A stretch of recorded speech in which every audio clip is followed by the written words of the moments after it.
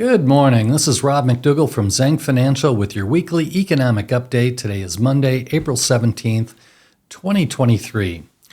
So last week in terms of economic activity, we had several data points of significance. We'll go through that. It was also the beginning of Q1 2023 corporate earnings releases. We'll talk about that a little bit as well. So overall, we believe what we see in the economic data, particularly last week, suggest that we have continued improvements in terms of inflation, really good, but also a slowing economy, particularly late here in the first quarter. The surprise data point, we'll have that at the end, but consumer confidence with an uptick despite all this. So on Wednesday, we had the CPI for March. That came in better than expected. The consumer price index came in at a positive 1.1% month over month versus expectations of a positive 0.3%. Core CPI came in exactly as expected, a positive 0.4% month over month. That was the consensus. But the real good news in terms of inflation last week, I think, was the PPI, the Producers Price Index, which was a negative 0.5% month over month and was actually expected to be up slightly, a positive 0.1%. Then when we look at the PPI core, that was also better than expected. That came in at a negative 0.1% versus a positive 0.2% consensus. So when I talk about a slowing economy and some of the data points that we've seen, on Friday, retail sales, and we kind of thought this might happen. Retail sales were extremely strong in January. You may remember we've talked about it a couple of times over the last few weeks, but was a positive 3.1% month over month. Then was a negative 0.2% in February, and in March was a negative 0.1%, and the expectation was a negative 0.4%. That's the same picture we see for retail sales when you X out autos, which are lumpier sales. That came in at a negative 0.8% month over month versus consensus at a negative 0.4%. So the one data point that I thought was an outlier, University of Michigan consumer sentiment for April. It was 62 in March, and expectation was it would inch up slightly, 62.7. Kind of thought it would take a dip with everything that's been going on, macro and banks and all the economic data. However, it came in positive, better than expected at 63.5. So that's the best level that we've seen in a couple of months and much better than we saw late last year. So how did this all impact expectations for future Fed rate increases, which is what many investors are fixated on? Actually, the probability of a 25 basis point increase at the next Fed meeting, which is May 3rd, rose last week. It was 72% the prior week. At the end of the week last week, it's now an 85% probability the Federal Reserve will do at least one more rate increase, 25 basis points, on May 3rd. So again, how does that look through the end of the year when we take a look at rate hikes and what the Fed futures have priced in?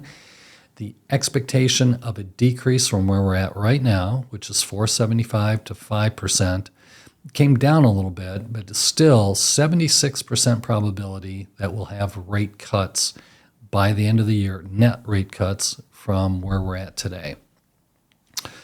GDP expectations for the first quarter. Again, I suggest that the news flow economic data has shown that we'll probably see GDP come in a little lower than the Atlanta Fed had expected, but very surprisingly, this is probably the most surprising one last week to me, the Atlanta Federal Reserve actually took up their expectation for first quarter GDP. Now, they had made 3 cuts in a row. They were at about 3.5% cut.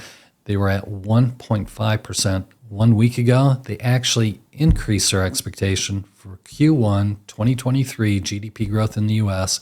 up to 2.5%.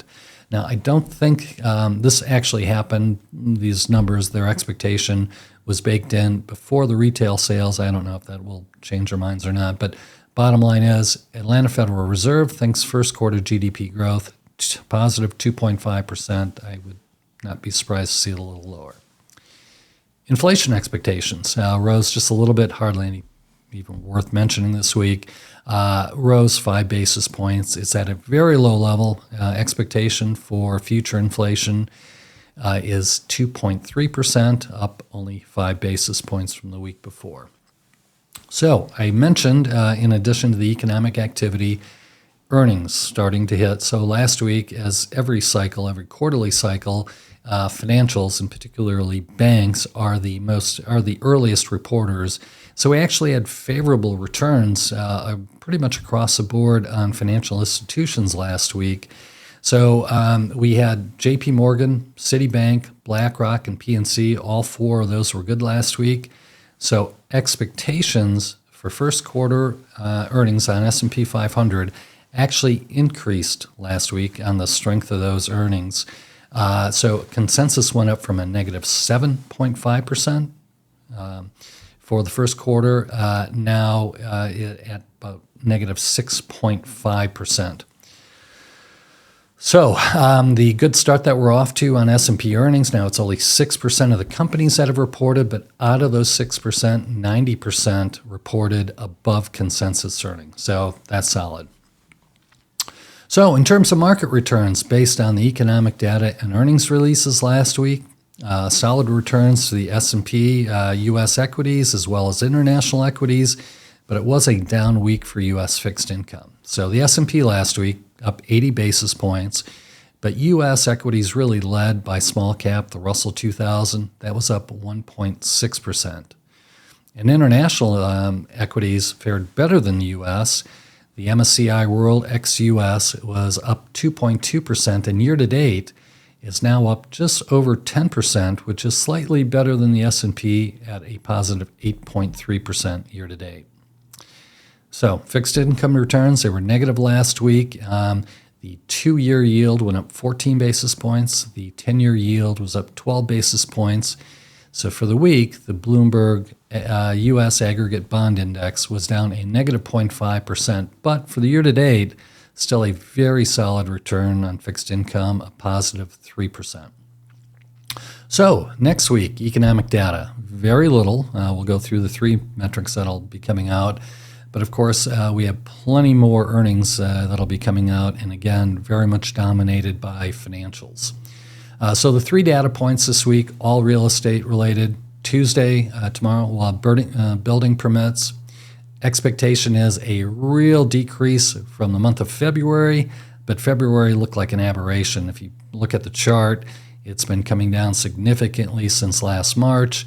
And then last month of February, that was reported 1.55 million building permits. But the expectation now for the month of March is for that to step back down. It's expected to come in at roughly 1.4 million. Housing starts also on Tuesday. Housing starts last month, or the month of February, was also strong at 1.45 million. Expectation is it should be just slightly better than that at 1.458 million. Lastly, Thursday, existing home sales. Expectation is very much in line with what we saw in February, maybe a little bit down. February was 4,580,000. The expectation consensus for existing home sales, exactly 4.5 million for the month of March. So that's it for this week's economic update. We thank you very much for your attendance, and we hope to see you next week. Thank you.